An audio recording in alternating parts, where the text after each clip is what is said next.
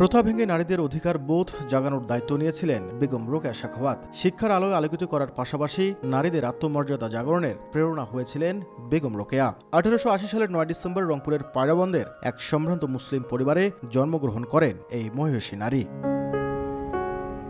জমিদার পরিবারে জন্ম নেয়া বেগম রোকেয়ার বিশাল পৈতৃক জমি, বাস্তভিটা সবই ধীরে ধীরে দখল হয়েছে। অবশিষ্ট 72 শতকের মধ্যে 40 শতকে গড়ে উঠেছে বেগম রোকেয়া মেমোরিয়াল উচ্চ বিদ্যালয়, 2 শতকে বেগম রোকেয়া স্মৃতিকেন্দ্র আর 30 শতক বসতভিটা হিসেবে সংরক্ষণ করেছে প্রত্নতত্ত্ব অধিদপ্তর। বেগম রোকেয়া তার নিজের লেখা বইতেই জানিয়েছিলেন তাদের পৈতৃক বসত বাড়ি ছিল 350 বিঘা জমির উপর।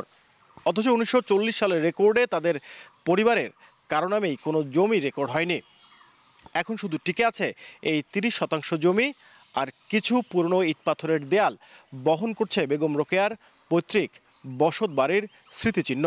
তবে ভবিষ্যৎ প্রজন্মের কাছে বেগম রোকেয়ার ত্যাগ ও নারীদের অধিকার আদায়ের যে বীরত্বগাথা লড়াই তা ধরে রাখতে কার্যকরী উদ্যোগ নেওয়ার দাবি জানিয়েছেন রোকেয়া প্রেমীরা। চাকরির ক্ষেত্রে বলুন, বিভিন্ন ব্যবসায়ী ক্ষেত্রে এখন নারীরা এগিয়ে আসছে, এটি আমাদের জন্য উদ্ভূতের জায়গা। সেটি বেগম রোকেয়ার সেই সময়ের থেকে চলে আসা। বেগম রোকেয়া সাখাওয়াত হোসেন একজনই আমাদের অহংকার।